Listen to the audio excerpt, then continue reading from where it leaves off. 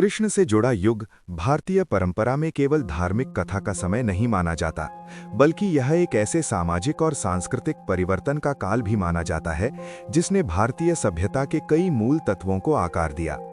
इस युग का उल्लेख मुख्य रूप से महाभारत और भागवत पुराण जैसे ग्रंथों में मिलता है।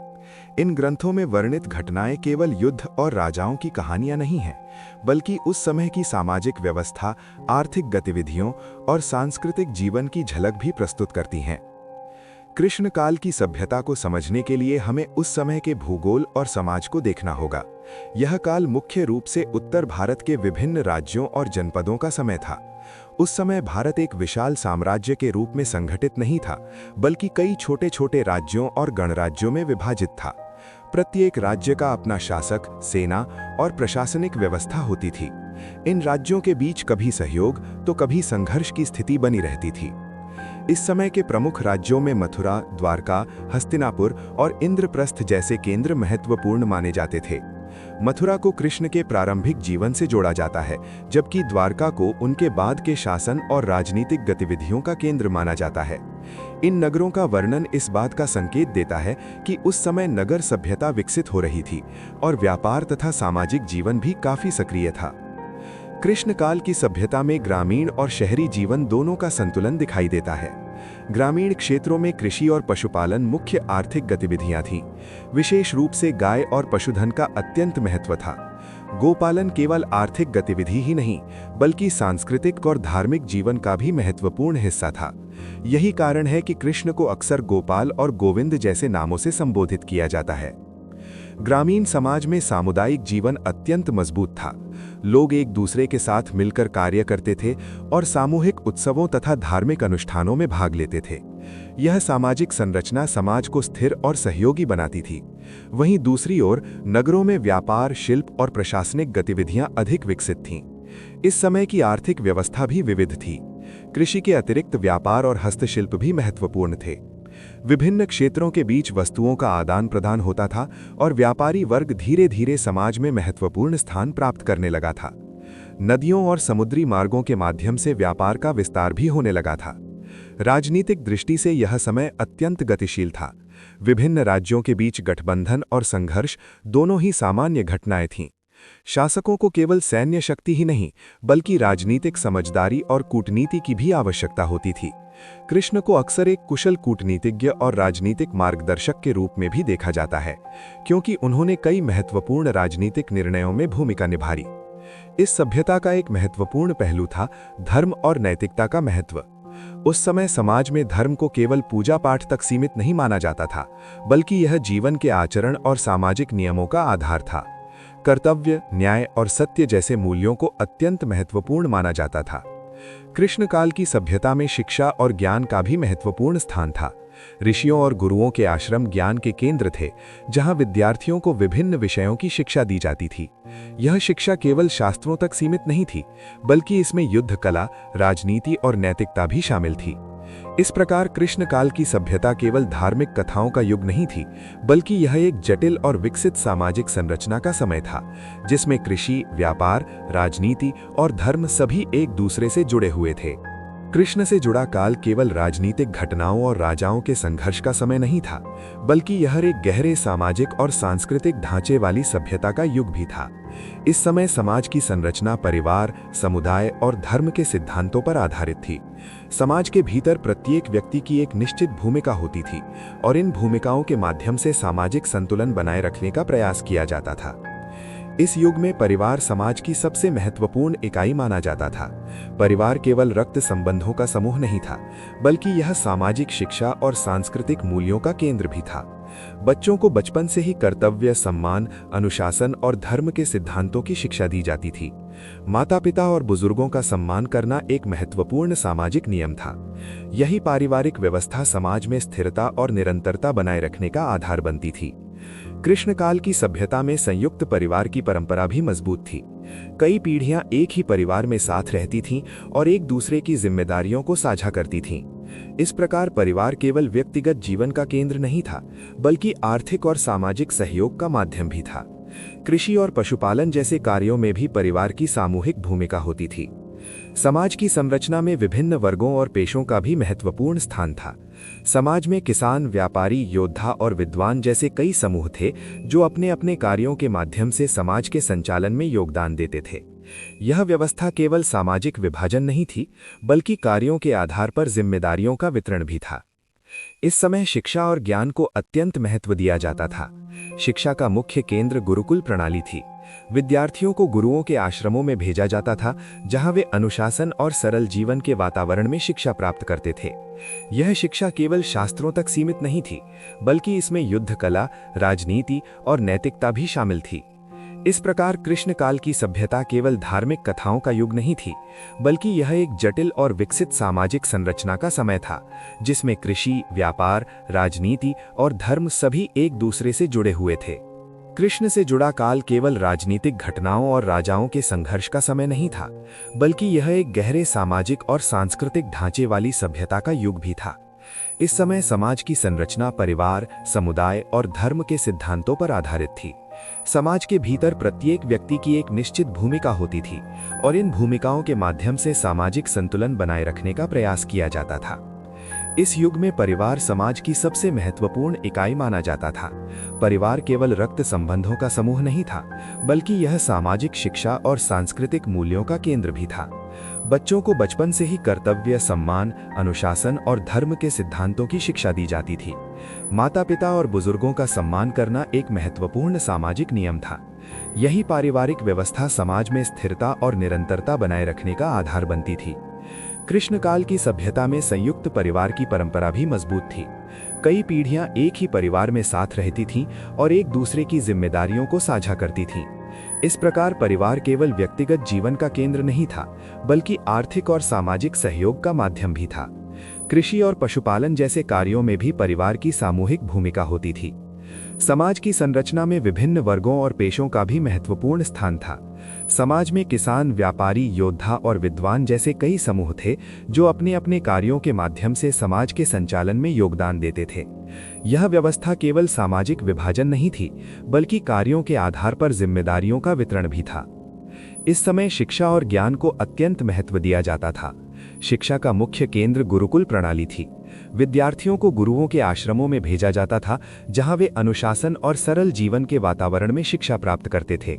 यह शिक्षा केवल शास्त्रों तक सीमित नहीं थी, बल्कि इसमें युद्ध कला, राजनीति और नैतिकता भी शामिल थी। इस प्रकार कृष्ण काल की सभ्यता केवल धार्मिक कथाओं का युग नहीं थी, बल्कि यह एक जटिल और विकसित सामाजिक संरचना का समय था, जिसमें कृषि, व्यापार, राजनीति और धर्म सभी एक दूसरे से जुड़े हुए थे। कृष्ण से जुड़ा काल केवल राजनीतिक घटनाओं और राजाओं के संघर्ष का समय नहीं था, बल्कि यह एक गहरे सामाजिक और सांस्कृतिक ढांचे वाली सभ्यता का युग भी था। इस समय समाज की संरचना परिवार, समुदाय और धर्म के सिद्धांतों पर आधारित थी। समाज के भीतर प्रत्येक व्यक्ति की एक निश्चित भूमिका होती थी और इन भूमिकाओं के माध्यम से सामाजिक संतुलन बनाए रखने का प्रयास किया जाता था। इस युग में परिवार समाज की सबसे महत्वपूर्ण इकाई माना जाता था।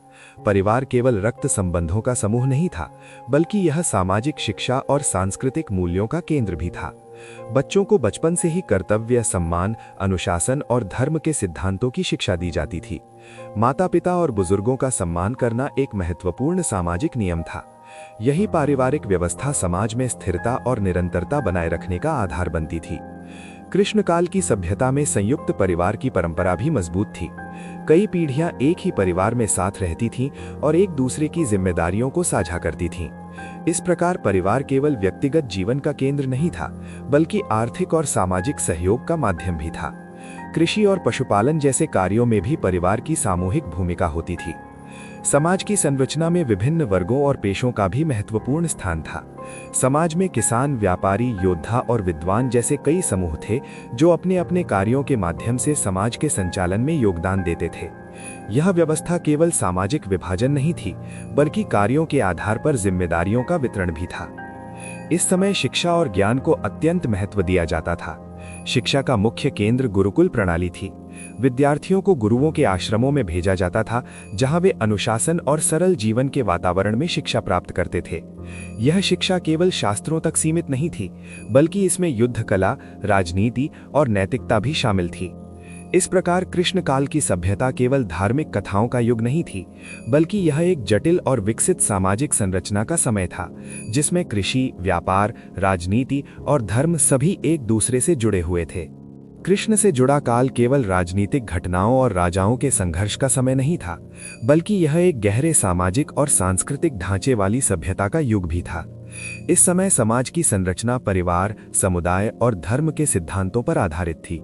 समाज के भीतर प्रत्येक व्यक्ति की एक निश्चित भूमिका होती थी और इन भूमिकाओं के माध्यम से सामाजिक संतुलन बनाए रखने का प्रयास किया जाता था। इस युग में परिवार समाज की सबसे महत्वपूर्ण इकाई माना जाता था। परिवार केवल रक्त संबंधों का समूह नहीं था, बल्कि यह सामाजिक शिक्षा और सांस्कृतिक मूल्यों का केंद्र भी था। बच्चों को बचपन से ही कर्तव्य, सम्मान, अनुशासन और धर्म के सिद्धांतों की शिक्षा दी जाती थी। माता-पिता और बुजुर्गों का सम्मान करना एक महत्वपूर्ण सामाजिक नियम था। यही पारिवारिक व्यवस्था समाज में स्थिरता। कृष्ण से जुड़ा काल भारतीय इतिहास और परंपरा में केवल सामाजिक और सांस्कृतिक व्यवस्था के कारण ही महत्वपूर्ण नहीं था, बल्कि ये राजनीतिक और सैन्य दृष्टि से भी अत्यंत गतिशील समय था। इस युग में कई शक्तिशाली राज्य अस्तित्व में थे और उनके बीच सत्ता, क्षेत्र और प्रतिष्ठा के लिए निरंतर प्रतिस्पर्धा चलती रहती थी। यही कारण है कि इस काल को राजनीतिक रणनीति और कूटनीति के विकास का भी समय माना जाता है। इस युग में भारत एक एकीकृत साम्राज्य नहीं था, बल्कि कई स्वतंत्र राज्यों और जनपदों में विभाजित था। प्रत्येक राज्य का अपना राजा, सेना और प्रशासनिक ढांचा होता था। इन राज्यों के बीच संबंध कई प्रकार के होते थे, कभी सहयोग, कभी गठबंधन और कभी युद्ध। इस प्रकार उस समय की राजनीति अत्यंत जटिल और गतिशील थी। कृष्ण काल के प्रमुख राजनीतिक केंद्रों में मथुरा, द्वारका और हस्तिनापुर जैसे राज्य विशेष रूप से उल्लेखनीय थे। हस्तिनापुर उस समय का एक शक्तिशाली राजवंशीय केंद्र माना जाता था और वहीं से कई महत्वपूर्ण राजनीतिक निर्णय लिए जाते थे। इसी राज्य के भीतर पांडवों और कौरवों के बीच संघर्ष ने बाद में एक बड़े ऐतिहासिक युद्ध का रूप लिया। इस काल की राजनीति में केवल शक्ति ही महत्वपूर्ण नहीं थी, बल्कि कूटनीति और रणनीति का भी अत्यंत महत्व था। कई बार युद्ध को टालने के लिए समझौते और गठबंधन किए जाते थे। राज्यों के बीच विवाह संबंध भी राजनीतिक संतुलन बनाए रखने का एक महत्वपूर्ण माध्यम होते थे। इससे विभिन्न राजवंशों के बीच सहयोग और स्थिरता बनाए रखने का प्रयास किया जाता था। कृष्ण को इस युग में एक अत्यंत कुशल कूटनीतिज्ञ के रूप में भी देखा जाता है। उन्होंने कई अवसरों पर युद्ध को रोकने और शांति स्थापित करने का प्रयास किया, लेकिन जब ये स्पष्ट हो गया कि संघर्ष टालना संभव नहीं है, तब उन्होंने रणनीतिक दृष्टि से सही निर्णय लेने में महत्वपूर्ण भूमिका निभाई। इस समय की सैन्य व्यवस्था भी काफी विकसित थी। प्रत्येक राज्य के पास अपनी सेना होती थी, जिसमें पैदल सैनिक, घुड़सवार, रथ और हाथी शामिल होते थे। युद्ध केवल शक्ति का प्रदर्शन नहीं था, बल्कि ये रणनीति और संगठन का भी परीक्षण होता था। सेनाओं को संगठित रखने के लिए प्रशिक्षित योद्धाओं और अनुभवी सेनापतियों की आवश्यकता होती थी। युद्ध के नियम और नैतिकता भी इस समय की सैन्य संस्कृति का हिस्सा थे। कई ग्रंथों में ये उल्लेख मिलता है कि युद्ध के दौरान कुछ नैतिक नियमों का पालन किया जाता था। उदाहरण के लिए, बिना हथियार वाले या घायल योद्धा पर हमला करना अनुचित माना जाता था। ये दिखाता है कि उस समय युद्ध को भी धर्म और नैतिकता के सिद्धांतों के भीतर रखने का प्रयास किया जाता था। इस काल की सबसे महत्वपूर्ण राजनीतिक घटना कुरुक्षेत्र वॉर मानी जाती है, जिसका वर्णन महाभारत में मिलता है। ये युद्ध केवल दो राजवंशों के बीच संघर्ष नहीं था, बल्कि ये उस समय की राजनीतिक और नैतिक जटिलताओं का भी प्रतीक था। इस युद्ध में कई राज्यों और राजाओं ने विभिन्न पक्षों का समर्थन किया, जिससे ये संघर्ष एक व्यापक युद्ध में बदल गया। कुरुक्षेत्र का युद्ध इस सभ्यता के लिए एक महत्वपूर्ण मोड़ था। इस युद्ध ने यह दिखाया कि जब राजनीतिक महत्वाकांक्षा और पारिवारिक संघर्ष एक साथ आते हैं, तो उनका परिणाम कितना विनाशकारी हो सकता है। साथ ही इस युद्ध के माध्यम से धर्म, कर्तव्य और न्याय जैसे विचारों पर भी गहरा चिंतन प्रस्तुत किया गया। कृष्ण का इस युद्ध में भूमिका केवल एक योद्धा की नहीं थी, बल्कि एक मार्गदर्शक और दार्शनिक की भी थी।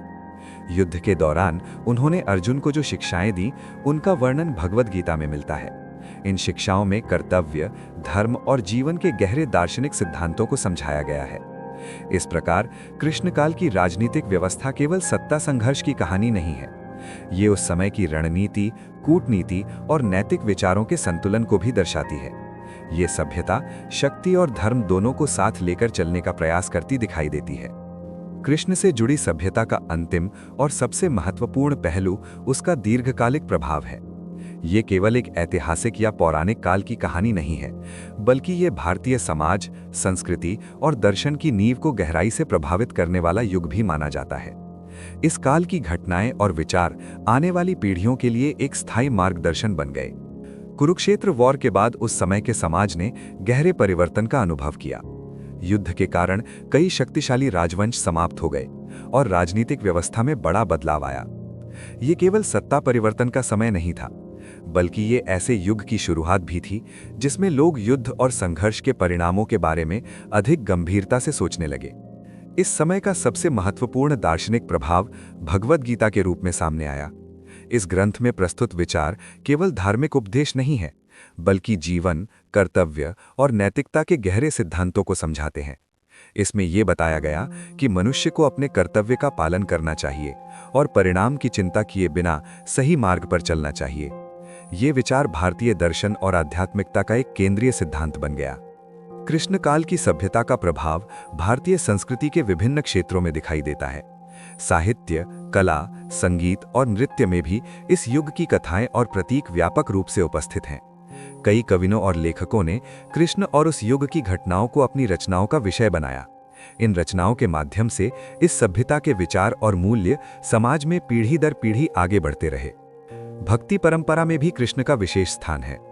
बाद के काल में कई संतों और कवियों ने कृष्ण को प्रेम, भक्ति और आध्यात्मिकता के प्रतीक के रूप में प्रस्तुत किया। इस परंपरा ने समाज में आध्यात्मिक अनुभव को व्यक्तिगत और भावनात्मक रूप में व्यक्त करने का मार्ग प्रदान किया।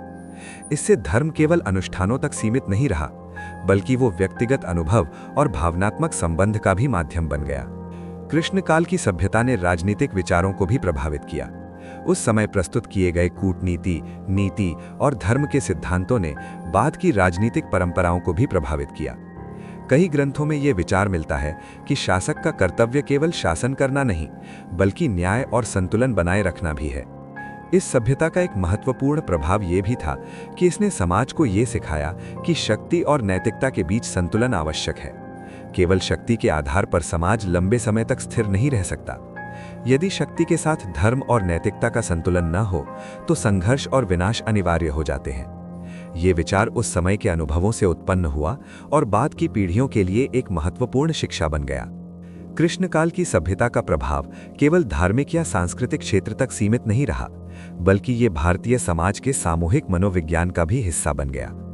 आज भी कई सामाजिक और नैतिक विचार उसी परंपरा से जुड़े हुए दिखाई देते हैं। कर्तव्य, धर्म, न्याय और आत्मसंयम जैसे विचार भारतीय जीवन दृष्टि में गहराई से स्थापित हैं।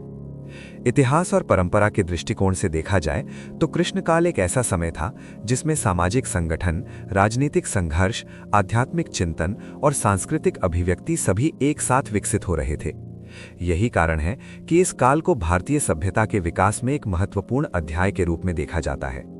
इस प्रकार कृष्ण काल की सभ्यता केवल अतीत की एक कहानी नहीं है, बल्कि ये एक ऐसी परंपरा है जिसने भारतीय समाज को गहराई से प्रभावित किया है।